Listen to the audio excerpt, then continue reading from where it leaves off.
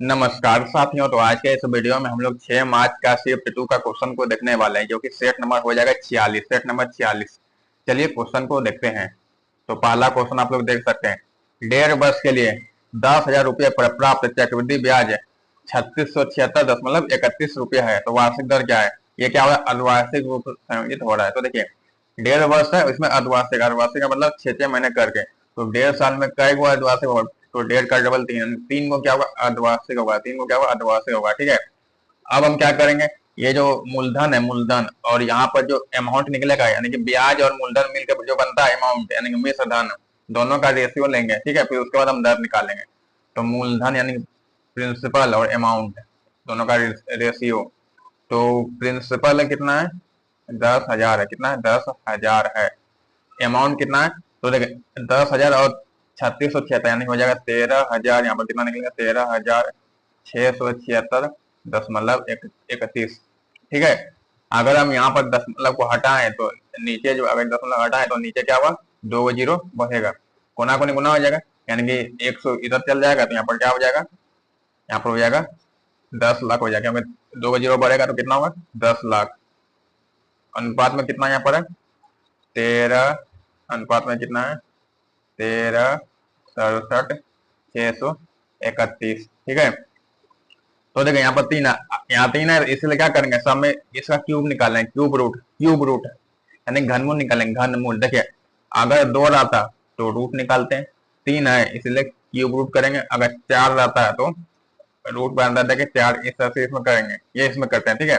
तो 3 है तो क्या क्या लिखेंगे इसमें? जो है घनमूल निकालेंगे, यानी घनमूल, घनमूल। और यहाँ पर भी क्या निकालेंगे? घनमूल। ठीक है। चलिए कलर को थोड़ा बदलते हैं। तो देखिए इसका तो यहाँ पर ठीक है, यहाँ 100 आएगा, क्योंकि देखिए क्या को जीरो है? 6 को जीरो है, तो 6 को में 2 को जीरो बाहर आएगा, 2 को जीरो बाहर आएगा, तो यानी कि 100। अब यहाँ देखिए, अब यहाँ देखिए इसका हम कैसे निकालेंगे? तो देखिए यहाँ पर क्या? 1 है, 3 है, 6 है, फिर 7 है। फिर उसके बाद देखिए यहाँ पर 6 है और 3 है और 1 है, यानी कि देखिए यहाँ पर 1 से लेके 6 तक गया, फिर यहाँ 6 से लेके जो 1 तक यहाँ पर आया। ठीक है। ये यहाँ पर हो रहा है। तो देखिए इसमें देखिए कई गो अंक रिपीट हो रहा है।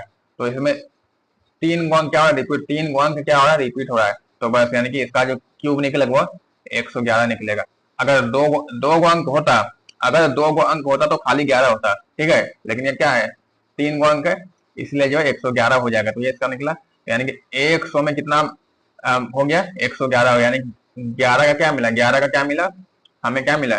11% का क्या मिला? ब्याज मिला।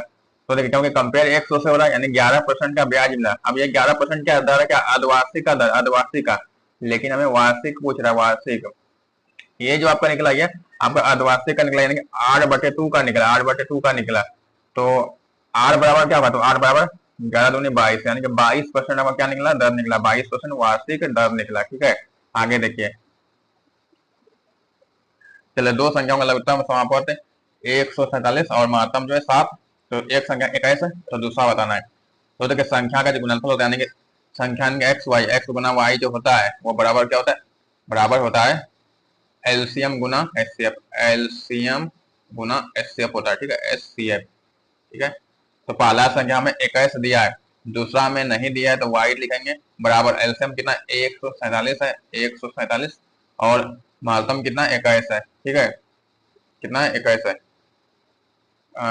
पहला संख्या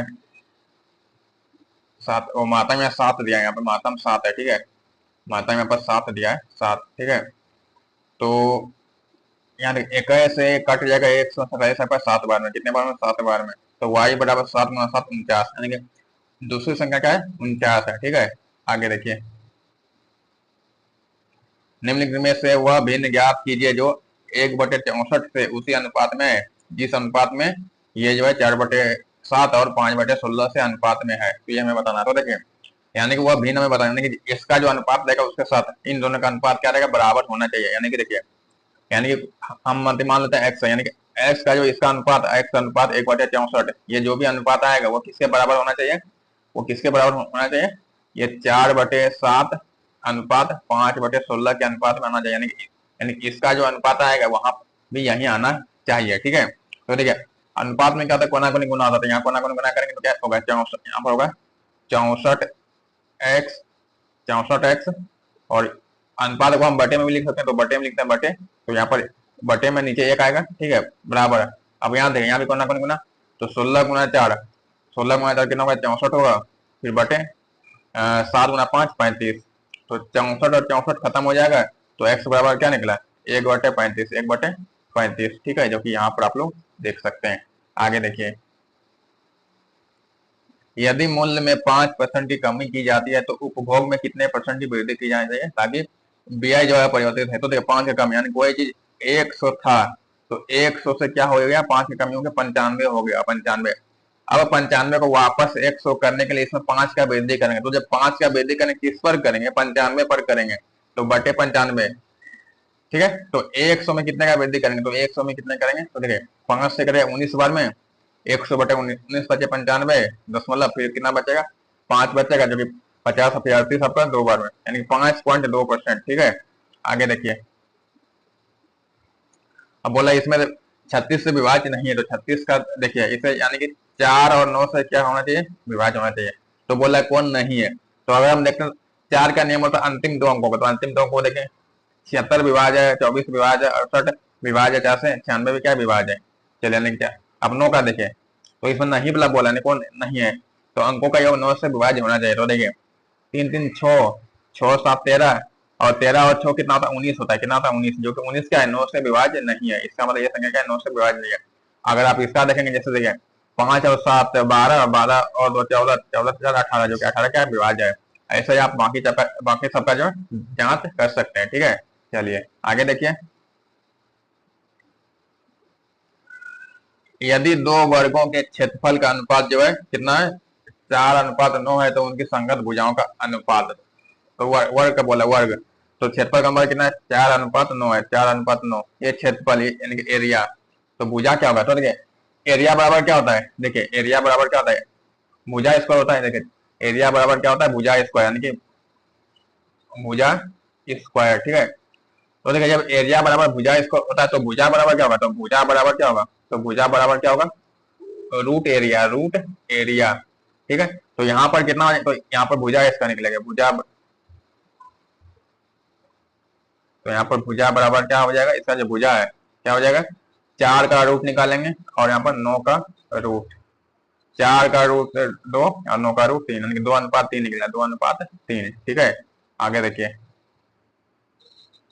चलिए यहाँ देखिए, तो यहाँ ये 4 से कटे 12 बार में, 96 गुना 3 छोटे छोटे 18 हाथ लेकर 9 27, 27 28, 288 हुआ, प्लस का 12 और माइनस का यहाँ पर 3 गुना 4 12, 3 गुना 4 12, 88 और 12, यानी कि यहाँ 300 हुआ और माइनस का 12, तो 300 में 12 क्या, 288 हो जाएगा, ठीक है।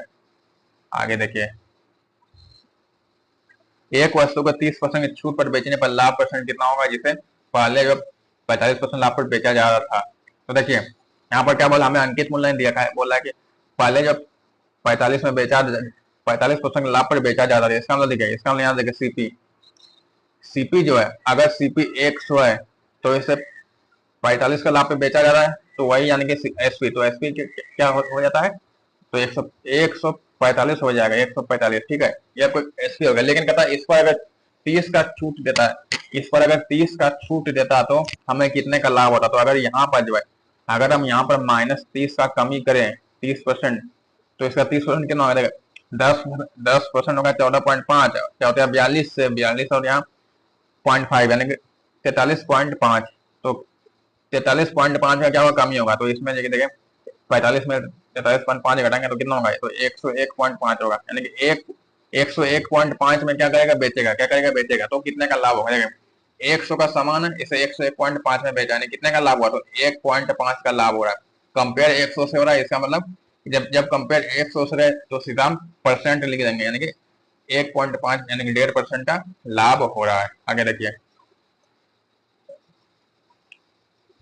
देखिए वह न्यूनतम संख्या जो 125, 75 और 150 और 70 से पूरी तरह विभाज्य है, यानी विभाज्य, यानी कि इसका मतलब क्या, इसका जो है एलसीएम निकलना है, एलसीएम यानी लघुत्तम।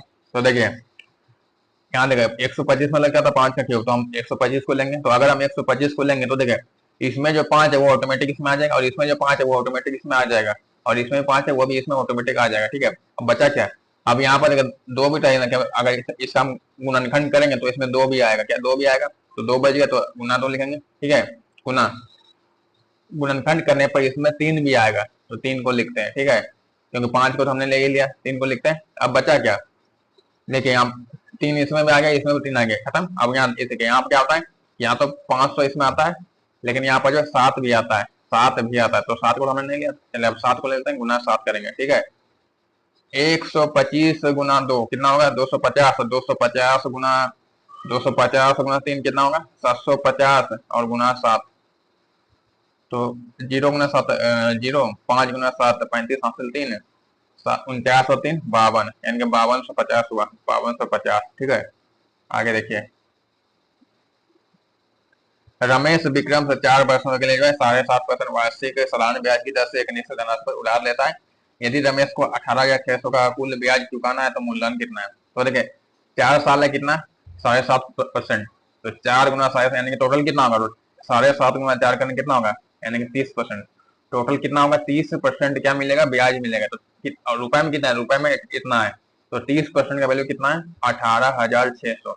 हमें क्या पूछ रहा है, हमें पूछा है मूलधन, तो मूलधन तो 100% होता है, तो 100% बराबर क्या हो जाएगा, 18,600 बटे 30 गुना 100 हो जाएगा, ठीक है, जो कि जीरो जीरो यहाँ से खत्म, ये तीन से कटेगा, 18 आपका 6 बार में, फिर 6 आपका 2 बार में, फिर जीरो, 620 गुना 100 यानी कि 62,000, मूलधन कितना है, 62,000। आगे देखिए, आर और एस मिलकर 60 दिनों में, एस और टी मिलकर 90, और आर एस और टी मिलकर जो है कै दिन में, 45 में। तो आर और टी का हमें बताना कि आर और टी कै दिन में काम को करेगा। तो देखिए यहाँ पर 60 है, यहाँ 90, यहाँ पर 45 है, तो तीनों का एलसीएम क्या होगा, तो देखिए 60 90 45 का, तो 90 जो 180, जो 180 का तीनों से विभाज्य है, यानी कुल काम हम मानते हैं 100, कुल काम कितना है 180 है, कुल काम कितना 180 है, तो आर आर और एस का देखिए, आर प्लस एस, ठीक है। तो ये कै दिन में कर रहा है, 60 दिन में, इसका मतलब ये जो 60 दिन में, ये जो कै दिन में कर रहा है 60 दिन में, इसका मतलब एक दिन में तीन काम, तब ना 180 पूरे का, 6 18 180, ठीक है। अब एस और टी का देखें, एस प्लस टी का देखें, एस और टी का कितना दिया यहाँ पर 90 दिया, इसका मतलब एक दिन में दो काम। अब आर एस प्लस टी का कितना दिया, तीनों का कितना दिया है 45, इसका मतलब एक दिन में चार काम, एक दिन में चार काम हो रहा है।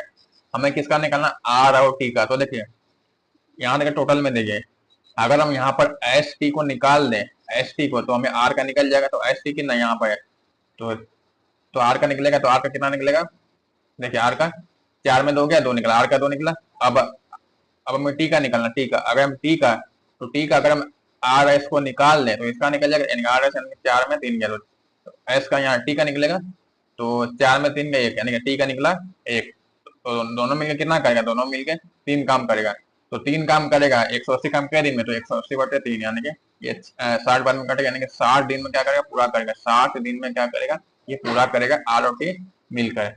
आगे देखिए,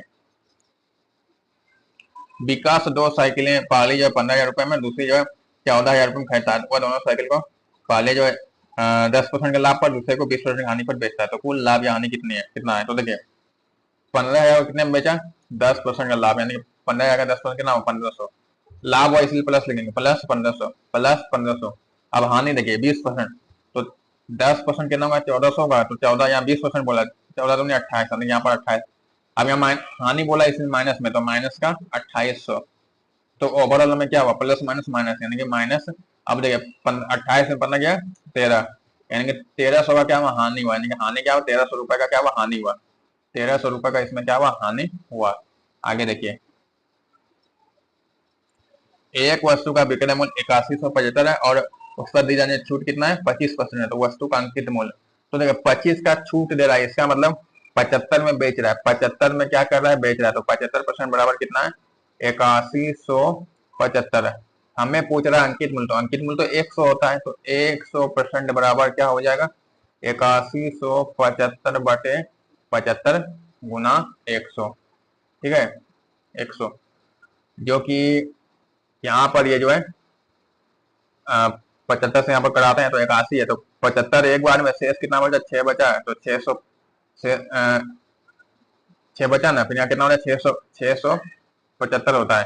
तो देखिए 675 यहाँ पर होता है तो ये जीरो आएगा। क्या वो देखिए अगर यहाँ पर अगर देखिए समझिए यहाँ पर कितना 75 है, यहाँ पर 6 बचा ना, क्योंकि 67 तो नहीं खाएगा, जब नहीं खाएगा तो 5 को भी लेना पड़ेगा। जब 5 को लिए तो ये जीरो आया। अब देखिए 675 जो है कितने बार में कटेगा, तो 600 को ले लीजिए। 600 आपका जो ऐसे कटेगा 8 बार में, और ये 75 एक बार में, देखिए तो कितना हो जाएगा 8 बार में और यानी कि 9 बार, हाँ 9 बार में कटेगा, 9 बार में। क्योंकि 600 आपका 8 बार में और 75 एक बार में, यानी कि 9 8 एक 9 यानी 9 बार में कटेगा। तो कितना हुआ 109 हुआ। तो 109 गुना 100 यानी कि 109 यानी 10,900 क्या है इसमें अंकित मूल्य, 10,900 क्या है अंकित मूल्य है। आगे देखिए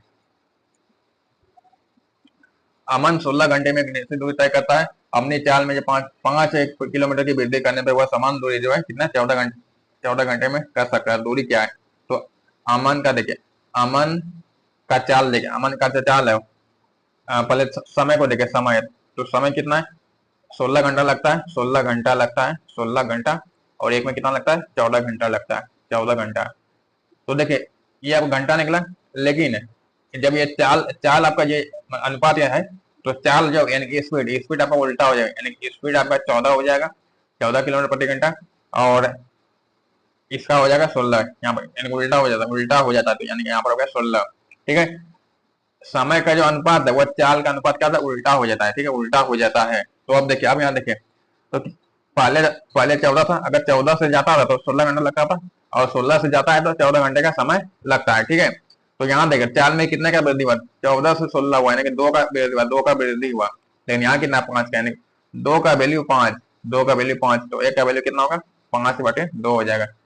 तो हमें क्या निकालना है, दूरी निकालना, दूरी यानी कि डी। तो डी बराबर क्या होता है, डी बराबर चाल गुना समय, यानी स्पीड गुना समय, स्पीड गुना चाल गुना समय होता है। ठीक है, तो चाल कितना है, चाल देखिए, तो चाल कितना है देखिए, हम यहाँ पर 5/2 को किसी में भी गुना कर सकते हैं, या तो हम इसमें या फिर इसमें, चलिए इसी में करते हैं। तो 5/2, तो 14 का वैल्यू क्या होगा 5/2 से गुना करेंगे, कटेगा 7 बार में, 7×5 = 35। स्पीड क्या निकला 35, स्पीड निकला 35, और समय कितना है, तो समय यहाँ 16 दिया है, तो 16, तो 35 गुना 16 करेंगे, तो 35 गुना 16 आपका हो जाता है देखिए 560, हाँ 560 हो जाता है, जो कि यहाँ पर आप लोग देख सकते हैं। और यहाँ पे हम यहाँ भी कर सकते हैं, अगर हम यहाँ करें तो भी कटेगा 2 बार में, तो 8 40 होगा, फिर 40 है ना, फिर 40 गुना 14, 40 गुना 14 करेंगे कितना होगा 56 होगा, कितना होगा 56, यानी 560। यानी बात यहाँ पर वही हो रहा है, या तो हम यहाँ कर सकते हैं या फिर यहाँ कर सकते हैं। ठीक है, कोई इससे कोई फर्क इसमें नहीं पड़ने वाला। ठीक है, आगे देखिए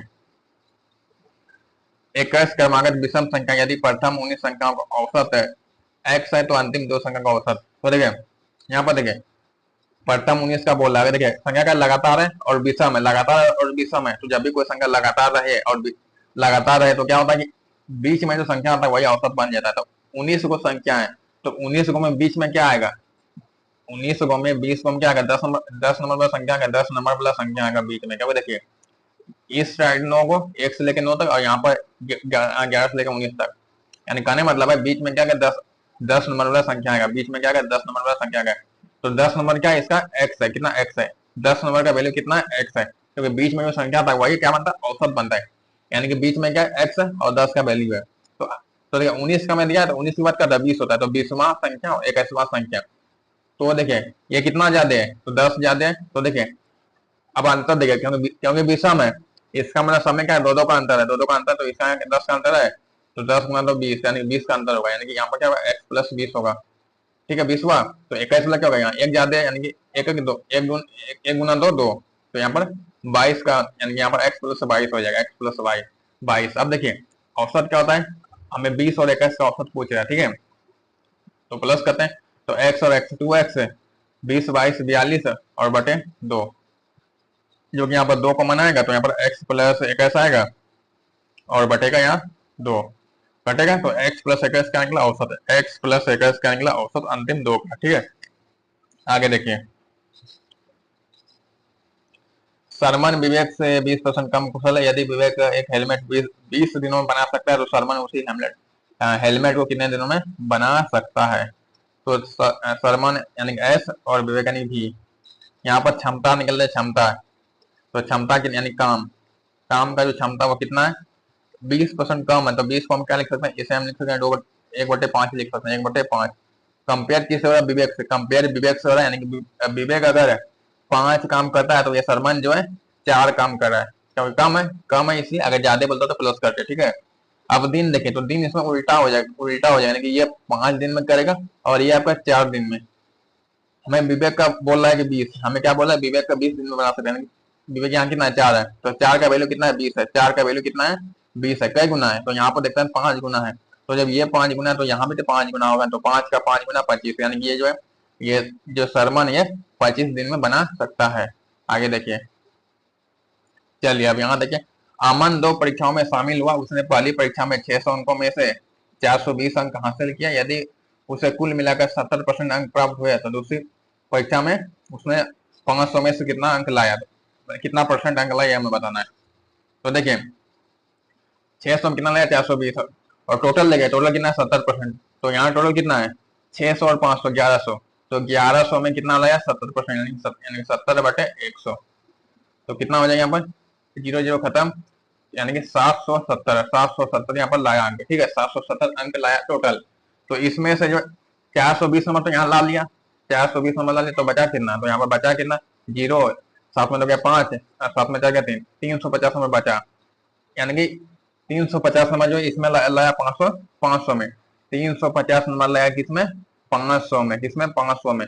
तो 100 पर कितना होगा, तो 100 पर कितना होगा, 0 0 खत्म, 5 से करके 70 बार में, यानी कि 70% क्या लाया, अंक लाया, ठीक है।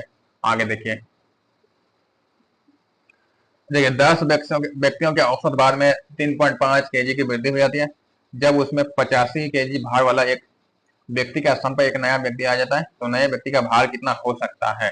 देखिए यहाँ 85 का स्थान पे कोई दूसरा आया, ठीक है, तो देखिए अगर यहाँ पर वृद्धि नहीं होता, अगर वृद्धि अगर नहीं होता, कोई वृद्धि नहीं होता या कम वृद्धि या कमी कुछ नहीं होता, तो यहाँ क्या होता, तो उस नए व्यक्ति का भार 85 होता। लेकिन यहाँ वृद्धि हुआ है, कितने का वृद्धि, जब वृद्धि हुआ है तो प्लस करेंगे, कितने का वृद्धि हुआ है, 3.5 का, कई व्यक्ति में, क्योंकि टोटल व्यक्ति 10 है, क्या, तो इसके जगह पे कोई एक आया, यानी कि कोई एक आया, तो व्यक्ति तो 10 को है, तो 3.5 का वृद्धि हुआ कितने में, 10 पर, कितने में, 10 पर, तो कितना हो जाएगा, 85 प्लस 3.5 गुना 10 35, 85 और 35 हो जाएगा 120, यानी कि नए व्यक्ति का भार कितना, 120 केजी। आगे देखिए, देखिए एक गोले की त्रिज्या जो है 4.9 सेंटीमीटर है, तो गोले का आयतन कितना होगा, तो यहाँ देखते हैं गोले का आयतन, तो गोले का जो आयतन होता है वो होता है 4/3 पाई आर क्यूब, ठीक है, बराबर 4/3 पाई का मान 22/7 और गुना, अब देखें आर का क्यूब, यानी कि 3 बार लिखेंगे, 3 बार 4.9, 3 बार 4.9 गुना 4.9। अब यहाँ पर ये 7 से यहाँ पर कटेगा कितने बार में, 0.7 बार में, ठीक है। तो यहाँ पर देखिए 22 गुना 7 करते हैं तो कितना होगा, यहाँ पहले 4 को लिखते हैं, 4/3 लिखते हैं, गुना 22 गुना 7 करेंगे 154 होगा, यानी कि 15.4, क्योंकि एक हमारा दशमलव है तो 15.4 हुआ गुना। अब यहाँ देखिए 49 गुना 49 कितना होगा, 2401 होगा, और 2 अंक के बाद 10 मानेंगे, 24.01, यानी लगभग हम इसे 24 मानेंगे, क्या मानेंगे, लगभग 24, ठीक है। तो यहाँ पर ये 3 से कटेगा 24 8 बार में, और यहाँ देखिए 15 गुना 4 कितना होगा, 60 होगा, और यहाँ क्या है, 0.4 है, तो 4 गुना 4 160, यानी कि हो जाएगा 61.6, यहाँ पर कितना होगा, 61.6 आएगा, और गुना 8, ठीक है, 6 गुना 8 48 हासिल 4, फिर 8 4 12 हासिल 1, 6 गुना 8 48, यानी कि लगभग में ये कितना है आपका, कितना आ रहा है, 482 यहाँ पर आ रहा है, जो कि लगभग में जो है आप लोग यहाँ पर देख 493 कैसे गुना करते हैं, देखिए हासिल 4 होगा, 8 4 12 हासिल 1 ऐसे 49, हाँ 492 आ रहा है, हाँ ठीक है, क्योंकि लगभग यहाँ देख सकते हैं, यानी कि लगभग हम इसे 493 भी मान सकते हैं, 493 भी मान सकते हैं, ठीक है। चलिए आगे देखते हैं, अंकित मूल्य का 50% क्रय मूल्य के 70% के बराबर है, तो यदि कोई छूट नहीं दी जाती तो लाभ क्या होगा। देखिए अंकित मूल्य यानी कि एमपी का कितना है, 50% का मतलब गुना 50% बराबर क्या है, सीपी का 70%, 70 परसेंट। अब देखिए परसेंट परसेंट खत्म, 0 0 खत्म। तो यहाँ पर देखिए यहाँ पर उल्टा हो जाएगा, सीपी आपका ये हो जाएगा, एमपी आपका ये हो जाएगा। सीपी बराबर, सीपी आपका 5, एमपी बराबर क्या, एमपी बराबर 7। 5 का चीज 7 में बेचेगा तो कितने का लाभ होगा, 2 का लाभ होगा किस पर, 5 पर, तो 100 पर, तो 100 पर ये 5 से कटेगा 20 बार में, 20 गुना 40, यानी कि 40% का क्या होगा, लाभ होगा, 40% का लाभ। और इसी के साथ यह सवाल होता है कंप्लीट। तो चलिए मिलते हैं जल्द अगले वीडियो में, तब तक के लिए जय हिंद, वंदे मातरम।